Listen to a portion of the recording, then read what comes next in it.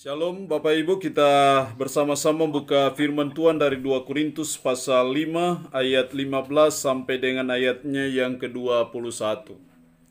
2 Korintus pasal 5 mulai ayat 15 sampai dengan ayatnya yang ke-21. Mari kita berdoa. Mensyukuri akan karya spektakuler Allah bagi kami manusia berdosa. Di sore hari ini kami datang kepadamu ya Tuhan dalam ibadah memperingati Jumat Agung, kematian Kristus. Di dalamnya kami telah memuji dan memuliakan Engkau dan waktunya kami ingin mendengarkan Tuhan berfirman bagi kami. Karena itu hamba berdoa, Roh-Mu yang kudus tolonglah kami, urapilah dan berkatilah kami dengan kebenaran firman-Mu di sore hari ini. Dalam nama Tuhan Yesus Kristus kami berdoa. Amin. Demikian sabda firman-Nya 2 Korintus 5 ayat 15 sampai 21. Dan Kristus telah mati untuk semua orang, supaya mereka yang hidup tidak lagi hidup untuk dirinya sendiri, tetapi untuk Dia yang telah mati dan telah dibangkitkan untuk mereka. Sebab itu kami tidak lagi menilai seorang juga pun menurut ukuran manusia. Dan jika kami pernah menilai Kristus menurut ukuran manusia, sekarang kami tidak lagi menilainya demikian. Jadi siapa yang ada dalam Kristus, ia adalah ciptaan baru. Yang lama sudah berlalu, sesungguhnya yang baru sudah datang. Dan semuanya ini dari Allah, yang dengan perantaran Kristus telah mendamaikan kita dengan dirinya dan yang telah mempercayakan pelayanan pendamaian itu kepada kami. Sebab Allah mendamaikan dunia dengan dirinya oleh Kristus, dengan tidak memperhitungkan pelanggaran mereka.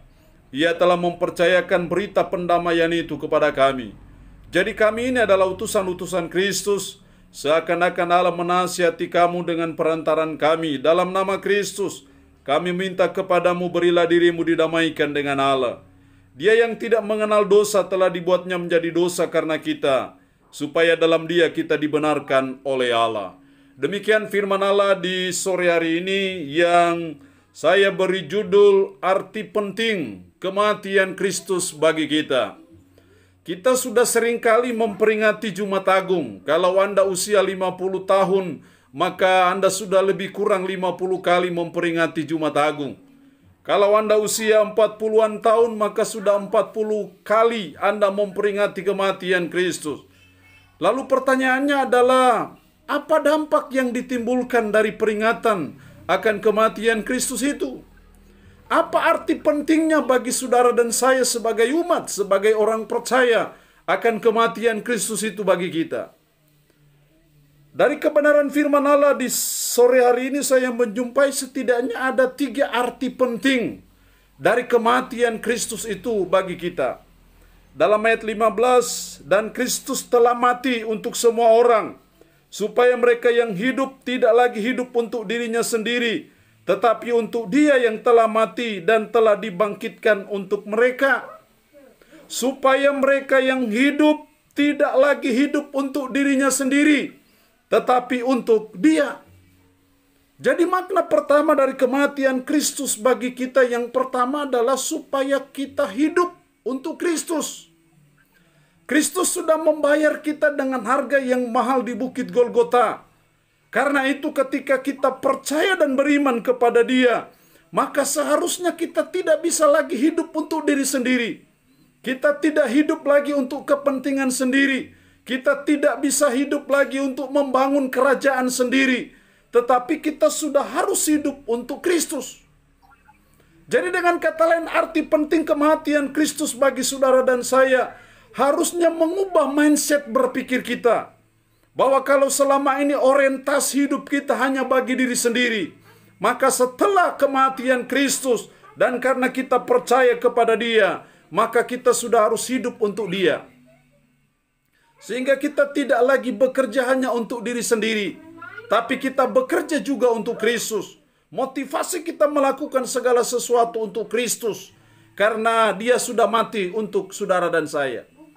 Tapi kalau orientasi kehidupan kita hanya selalu berorientasi pada diri sendiri, berarti kita memperingati kematian Kristus ya hanya sekedar memperingati. Tapi kalau itu punya makna dalam hidup saudara dan saya, bahwa saudara dan saya akhirnya berkata dan berkomitmen, saya mau hidup untuk Kristus. Saya mau hidup bagi kepentingan Kristus. Saya mau hidup bagi kepentingan kerajaan Kristus. Saya mau hidup bagi kepentingan gerejanya Yesus Kristus. Itulah pentingnya saudara dan saya memperingati kematian Kristus. Jadi Bapak Ibu, kita sudah ditebus dengan darah yang mahal di Bukit Golgota. Sehingga kita tidak bisa hidup lagi untuk diri sendiri. Tapi kita mulai pikir, apa yang harus saya buat untuk pekerjaan Tuhan? Apa yang harus saya buat untuk kemuliaan nama Yesus Kristus? Apa yang harus saya lakukan demi kejayaan kerajaan Yesus Kristus? Itu orientasi kehidupan kita sebagai umat, sebagai orang percaya. Jadi hal yang pertama, arti penting kematian Kristus bagi kita. Yang pertama, supaya kita hidup untuk Kristus. Bapak Ibu, apapun sumber sibuk Anda, apapun kesibukan Anda, harusnya Anda harus punya waktu untuk melayani Tuhan. Apapun Anda sibuk 24 jam, kita harus selalu ada waktu untuk Tuhan. Kerajaan Allah ada masalah. Tuayan sudah menguning, tapi pekerjanya sedikit. Tuayan sudah menguning, artinya sudah waktunya dituai.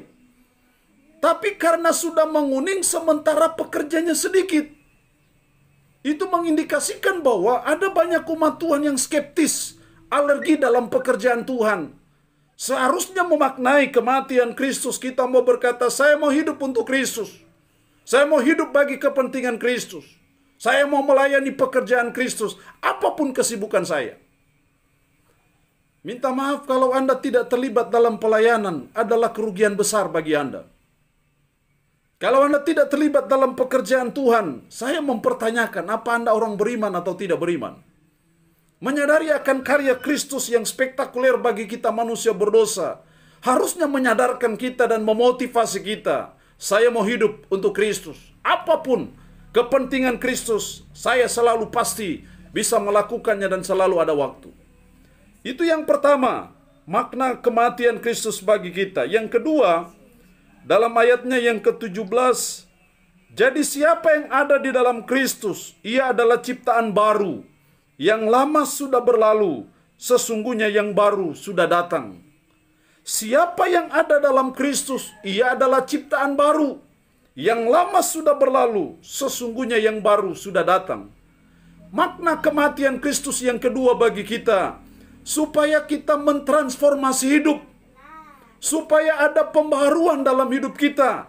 Yang lama sudah berlalu, yang baru sudah datang. Jadi harusnya kehidupan kita yang lama, cara hidup kita yang lama, pola hidup kita yang lama, kelakuan kita yang lama, yang notabene-nya itu tidak sesuai dengan kehendak Kristus, harusnya kita mentransformasi diri kita, memperbaharui hidup kita, sehingga betul-betul kita menjadi ciptaan yang baru, yang lama sudah berlalu, yang baru sudah datang. Atau dengan bahasa sederhana lagi, arti penting kematian Kristus bagi kita, supaya kita bertobat dari dosa kita. Kita bertobat dari cara hidup yang tidak berkenan kepada Tuhan. Kita bertobat dari cara-cara hidup yang bertentangan dengan firman. Sehingga betul-betul yang lama sudah berlalu, sesungguhnya yang baru sudah datang.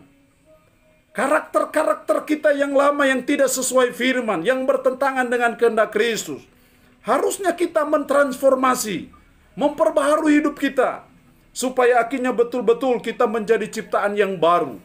Hidup dengan cara hidup yang baru, pola hidup yang baru, kelakuan yang baru. Itulah arti penting, makna kematian Kristus bagi kita.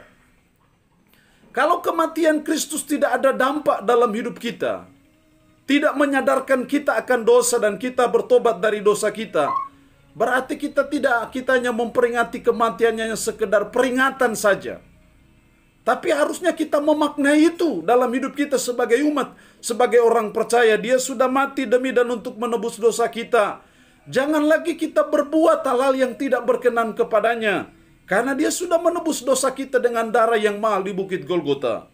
Jadi yang kedua, kita harus bertobat dari dosa kita. Saya menyadari bahwa wabah virus corona yang menerjang seluruh dunia ini, jangan-jangan ini bagian dari penghukuman Tuhan kepada dunia yang selama ini sudah tidak mengikuti aturan firman, yang bertentangan dengan firman, Sehingga akhirnya Tuhan harus mengizinkan wabah ini menimpa hidup kita. Karena selama ini kita terlalu mengagung-agungkan kepintaran kita, ilmu pengetahuan kita, kehebatan kita, pengetahuan kita. Kita lupa bahwa harusnya yang kita andalkan itu hanya Tuhan saja. Jangan-jangan Tuhan sedang menghukum kita karena kita melakukan hal yang tidak berkenan kepada Tuhan. Karena itu momentum kematian Kristus, momentum kita ada dalam wabah virus corona ini, harusnya kita introspeksi diri. Kalau didapati ada hidup kita yang tidak berkenan kepada Tuhan, mari kita sadar diri dan kita bertobat. Itulah makna penting kematian Kristus bagi kita yang kedua. Yang ketiga, dalam ayat 18 sampai 21. Dan semuanya ini dari Allah, yang dengan perantaran Kristus telah mendamaikan kita dengan dirinya, dan yang telah mempercayakan pelayanan pendamaian itu kepada kami. Paulus sedang berbicara bahwa salib Kristus adalah pendamaian yang dikerjakan oleh Allah untuk mendamaikan kita manusia dengan Allah. Dosa membuat kita bermusuhan dengan Tuhan. Kalau kita bermusuhan dengan Tuhan, bagaimana kita meminta berkat dari Tuhan? Kalau kita musuh Tuhan, bagaimana kita minta pertolongan dan campur tangan Tuhan atas hidup kita? Tapi kita bersyukur bahwa Yesus Kristus mau menjadi perantara untuk mendamaikan kita dengan Allah. Sehingga ketika kita beriman kepada Kristus, maka kita mengalami apa yang namanya peace with God, damai dengan Allah. Setelah kita peace with God, baru kita peace with men, damai dengan sesama. Tidak akan pernah kita damai dengan sesama kalau kita belum damai dengan Allah. Setelah kita damai dengan Allah, baru kalimat selanjutnya berkata, dan yang telah mempercayakan pelayanan pendamaian itu kepada kami. Ketika saudara dan saya mengalami pendamaian dengan Allah oleh karena salib Kristus, kematian Kristus, berita pendamaian itu didelegasikan kepada saudara dan saya. Berita pendamaian itu dipercayakan Tuhan kepada saudara dan saya yang sudah mengalami pendamaian dengan Allah. Sebelum saudara dan saya mengalami pendamaian dengan Allah, maka Anda tidak punya wewenang, hak untuk melaksanakan tugas tanggung jawab akan pelayanan pendamaian itu. Tapi setelah Anda sendiri sudah mengalaminya secara pengalaman hidup kita, kita sudah beriman kepada Yesus Kristus dan akhirnya kita didamaikan dengan Allah. Wujud syukur kita karena kita sudah berdamai dengan Allah. Kita juga akan menyuarakan berita pendamaian itu kepada orang lain. Itu bahasa sederhananya yang namanya memberitakan Injil. Itu bahasa sederhana dari kita menyampaikan kabar baik. Karena Injil adalah good news, kabar baik. Dan kabar baik itu sudah dipercayakan kepada saudara dan saya yang sudah mengalami pendamaian itu. Saudara dan sayalah yang punya tugas dan tanggung jawab itu untuk memberitakan berita pendamaian itu kepada orang lain. Kitab Roma berkata, bagaimana mereka percaya kalau mereka tidak mendengar? Bagaimana mereka mendengar kalau tidak ada yang memberitakan? Bagaimana ada yang memberitakan kalau tidak ada yang diutus untuk memberitakan? Tugas saudara dan saya untuk memberitakan berita pendamaian itu. Itulah makna ketiga dari kematian Kristus bagi saudara dan saya. Karena Kristus sudah mati untuk kita, maka berita ini juga harus disampaikan kepada orang lain. Mereka mau percaya atau tidak percaya itu bukan urusan kita. Tugas dan tanggung jawab kita adalah harus memberitakan berita pendamaian itu, berita Injil itu kepada orang lain. Karena kita percaya bahwa hanya Injil lah yang bisa membuka pintu surga bagi saudara dan saya. Hanya Injil lah yang bisa membawa, mendatangkan keselamatan bagi saudara dan saya. Karena itu Injil ini harus diberitakan kepada orang lain. Mereka percaya tidak percaya, terima tidak terima, itu bukan urusan kita. Urusan kita adalah harus memberitakan berita pendamaian itu. Itulah makna kematian Kristus bagi saudara dan saya. Inti kebenaran firman Allah di sore hari ini adalah arti penting makna kematian Kristus bagi kita. Yang pertama, kematian Kristus harusnya mendorong kita untuk hidup bagi Kristus. Tidak lagi hidup untuk diri sendiri, berorientasi pada diri sendiri. Tapi kita mulai pikirkan Kristus, pekerjaan Kristus, kerajaan Kristus, pelayanan Kristus. Itu yang harus kita pikirkan. Yang kedua, makna kematian Kristus bagi saudara dan saya supaya kita bertobat dari dosa. cara-cara hidup kita yang tidak berkenan kepada Tuhan, mari kita sadar diri dan kita bertobat. Dan yang ketiga, kematian Kristus mendorong kita untuk memberitakan kabar baik. Berita pendamaian itu harus disampaikan kepada orang lain, supaya orang lain juga boleh mengalami berita pendamaian itu. Inilah kebenaran firman Allah. Bagi saudara dan saya, kiranya firman ini menjadi berkat bagi kita sekalian. Amin.